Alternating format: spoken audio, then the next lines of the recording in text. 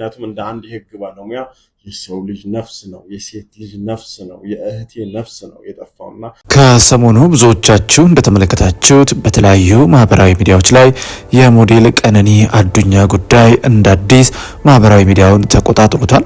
በተለይ ደግሞ አባት መተው ፍትህ ለልጄ የሚል ድምጽን ካሰሙ በኋላ ከዛም በመቀጠል ደግሞ ታናሽ ወንድሟ ሊበን አዱኛም በፎቶ ማስረጃዎች በቪዲዮ በመምጣት እውነታውን ካጋለጠ በኋላ ፍትህ ለቀነኒ የሚሉ ድምጾች በስፋት እየተዘዋወሩ ይገኛሉ።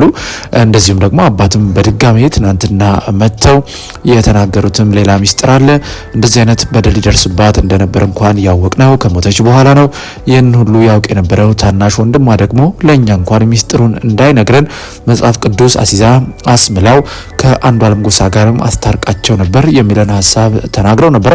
ታዲያ በዛሬው ዕለት ደግሞ የብዙዎችን ትኩረት የሳበ ጉዳይ የጠበቃው አያሌው እጅግ በጣም አስገራሚ የሆነ ምላሽ የብዙዎችን ትኩረት ስቦ ነበር። እሱን ቪዲዮ ተከታትለን እንመለስ።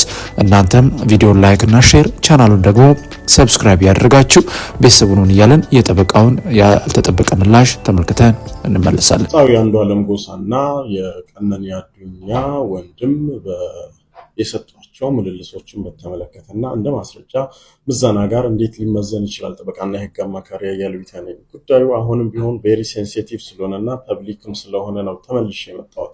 ምክንያቱም በሁለቱም ወገኖች መካከል ያለው እሰጥ አገባ አሁንም ቢሆን እልባት ያላገኘ በፍርድ ቤት በክርክር ላይ ያለ ጉዳይ መሆኑን ልብ በሉ ማለት ነው። ነገር ግን በፍርድ ቤት ጉዳዩ እየታየ ያለ ቢሆንም ነገር ግን የግል በዳይ ነው ወይም ደግሞ የተበዳይ ወገን ነኝ የሚሉ ሰዎች በሚሰጧቸው ምልልሶች ላይ ለማስረጃ ፍንጭ የሚሆኑ ጉዳዮችን እንዴት ባለ መልኩ ፖሊስም ሆነ አቃቤ ህግ መመርመር እንዳለባቸው አቅጣጫ መስጠቱ አግባብነት አለው። ምክንያቱም እንደ አንድ የህግ ባለሙያ የሰው ልጅ ነፍስ ነው፣ የሴት ልጅ ነፍስ ነው፣ የእህቴ ነፍስ ነው የጠፋውና ከዚህ ጋር በተያያዘ እንግዲህ ሲሪየስ በሆነ መልኩ ለምርመራው አቅጣጫ ሊሰጡ የሚችሉ ነገሮች፣ ያልታዩ ነገሮች ካሉ ዳግም ሊታዩ የሚገባበት ሁኔታ ነው ማለት ነው። እንግዲህ ወንድማችን ድምፃዊ አንዷለም አሁንም ቢሆን ነፃ ተብሎ የመገመት ህገ መንግስታዊ መብት አለው። በወንጀል ስነ ስርዓት ህጉ ፕሮሰስ ኦፍ ሎው ሊከበር ይገባል የሚል ጽኑ የሆነ አቋም አለኝ። ነገር ግን ራስን ለመከላከል በሚመስል ሁኔታ ወጥቶ አንድ ሰው ሐሳብ በተጠረጠረበት ጉዳይ ላይ ሐሳብ የሰጠ እንደሆነ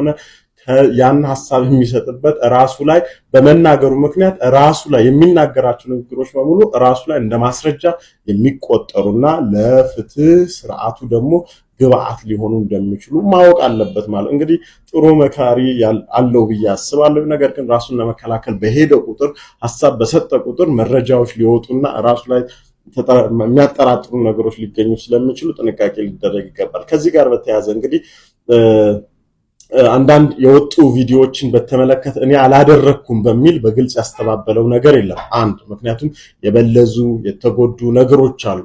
የሽጉጡን ጉዳይን በተመለከተ ማስፈራሪያ ተደረገ የተባለውንም ጉዳይ በተመለከተ ማስተባበያ አልተሰጠም። ስለዚህ እነዚህ ጉዳዮች እንደምን ይታያሉ? አቃቤ ህግና ፖሊስ የራሱን ምርመራ ማድረግ አለበት ማለት ነው። በተጨማሪም ደግሞ ስሜ ተጠቅሷል በሚል ወጥቶ ራሱን ለመከላከል ጥረት ያደረገው የቀነኒ አዱኛ ታናሽ ወንድምም ደግሞ ማስረጃዎች ናቸው ብሎ ያሰባቸውን ነገሮች በሙሉ ሲያጋልጥ ተመልክተናል።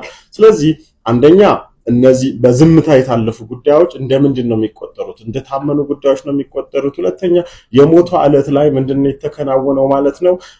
አብረው ተኝተው ባሉበት ሰዓት ላይ መሃል ላይ ተነስታ ኪችን ገብታ ላርጎ ስትጠጣ ይሄንን ለቤተሰብሽ ነግራለሁ ስል ይሄውልህ እንደውም በል ተገላገለኝ በሚል ምክንያት ራሷ ላይ ቆልፋ ራሷን አጠፋች የሚል ነው ማለት ነው። ስለዚህ በወቅቱ ማንም ይሄንን ነገር ኩነት ያየ ያለመኖሩ ሲታይ፣ ነገር ግን ከባባዊ ማስረጃዎች ከዚህ ቀደም የነበሩ ነገሮች በትክክልም በድርጊቱ ላይ ማን ተሳታፊ ነበር፣ በእውነትም ራሷን ያጠፋችው የሚለው የአካባቢ ማስረጃዎች ግን በእነዚህ በሁለቱም ግለሰቦች መካከል የተደረጉ ሰጣ ገባ ምልልሶች ላይ የአካባቢ ማስረጃዎች የሚጠቁሙት ነገር አለ ማለት። ስለዚህ ፖሊስ ያቋረጠው መዝገብም ካለ አሊያም ደግሞ አቃቤ ህግም እያደረገ ያለው ነገር ላይ ከነዚህ ግለሰቦች ቃል ላይ መሰረት በማድረግ ተገቢውን ዳግም መዝገቡን ዳግም በደንብ አድርጎ ፈትሾ የማጣራትና ለዳኝነት የመጨረሻ ለፍትህ ስርዓቱ ማሳለፍና ማስተላለፍ አለበት ብዬ አስባለሁ። ስለዚህ የማንም ሰው ህይወት ደመከልብ ሆኖ መቅረት የለበትም።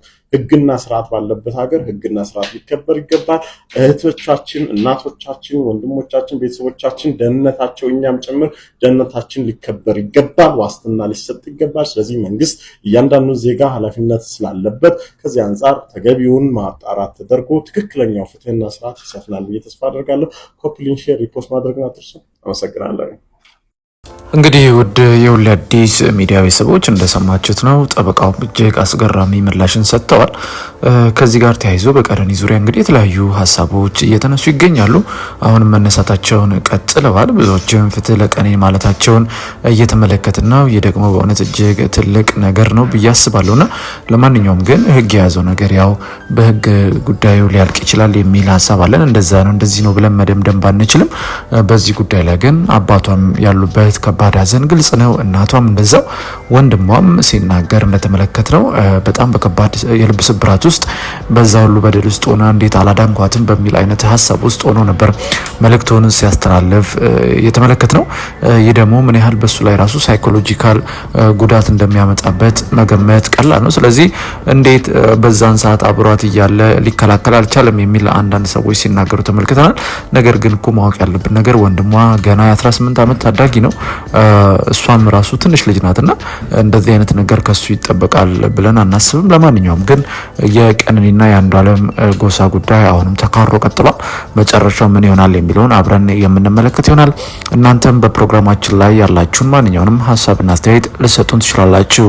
የምንለቃቸውን ቪዲዮዎች ላይክ እና ሼር፣ ቻናሉን ደግሞ ሰብስክራይብ ያደረጋችሁ ቤተሰብ እንድትሆኑን እየጠየቅን እኛም ደግሞ እናንተ ብትሰሟቸው ብታውቋቸው ያልናቸውን የመዝናኛ ዘርፍና እንደዚሁም ቁም ነገር ነክ መረጃዎችን በአዲስ አቀራረብና ይዘት ወደ እናንተ ማቅረባችንን እንቀጥላለን።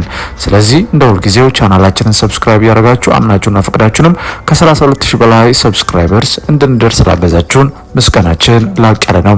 በሚቀጥለው ብትሰሟቸው ብታውቋቸው ባልናቸው አዳዲስ መረጃዎች እስከምንገናኝ በዚሁ ተሰናበት። መልካም ጊዜ ይሆንላችሁ።